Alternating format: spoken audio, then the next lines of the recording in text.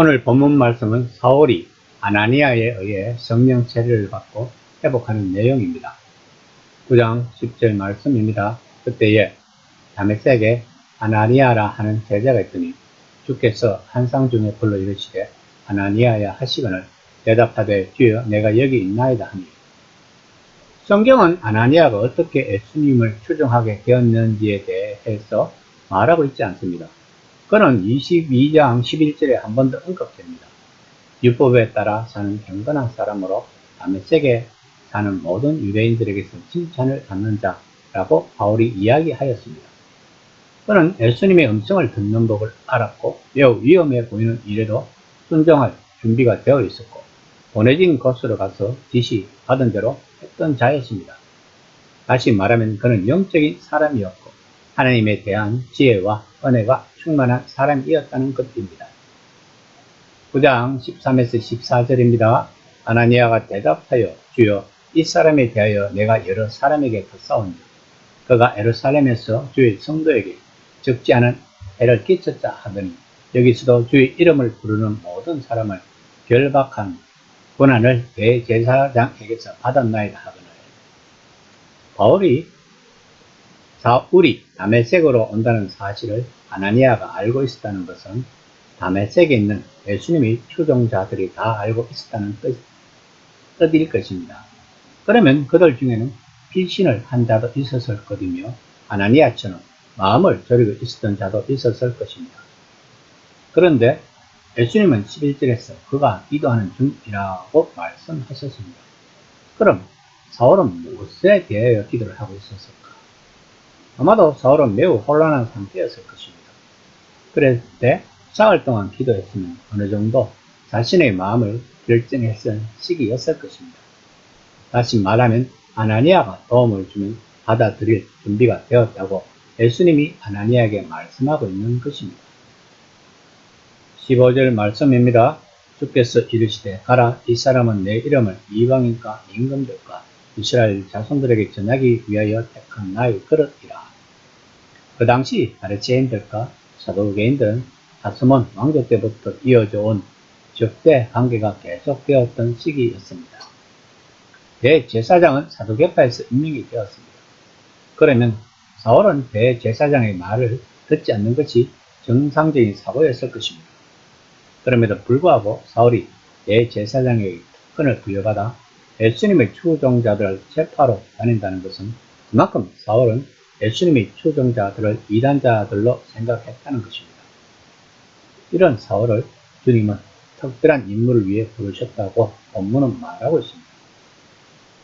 아브라함과 이삭과 야곱의 하나님에 대한 좋은 소식이 더 넓은 세계로, 이방인들의 세계로, 하나님에 대해 알지도 못하고 관심도 없는 사람들에게로 전해질 때가 왔습니다. 그런데 이 일을 할 사람, 율법 바깥에 있는 사람들에게 이 메시지를 전하는 일에 적합한 사람은 그 메시지를 건전하는 일에 다른 누구보다 열성을 가진 사람이어야 했습니다. 이방인들의 세계로 나아가는 일을 할 사람은 강경하고 맹신적이고 극단적인 민족주의자의 초정통 유대인이어야 했다는 것입니다. 다시 말하면 하나님은 이런 사울을 준비하고 계셨다는 것입니다. 그러면서 예수님은 아나니아에게 중요한 말씀을 하십니다. 9장 16절 말씀입니다. 그가 내 이름을 위하여 얼마나 고난을 받아야 할 것을 내가 그에게 보이리라 하시니.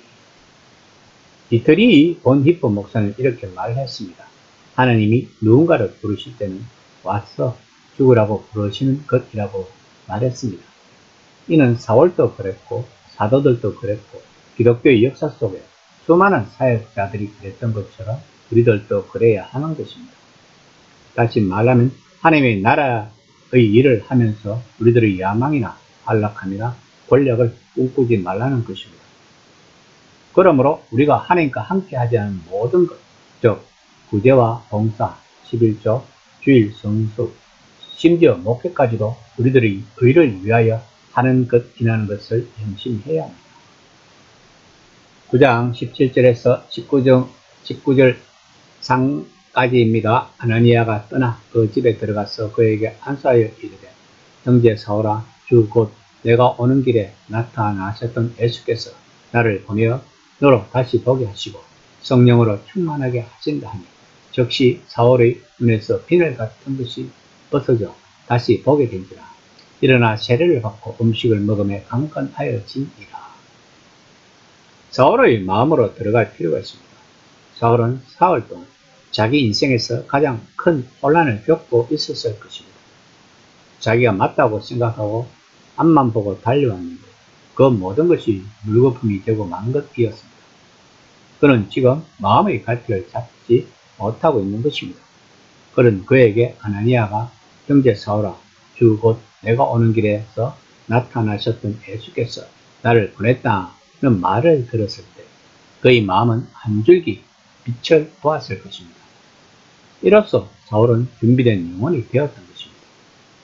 이처럼 우리도 준비된 영혼들에게 다가가 손을 내미는 자가 되어야 할 것입니다.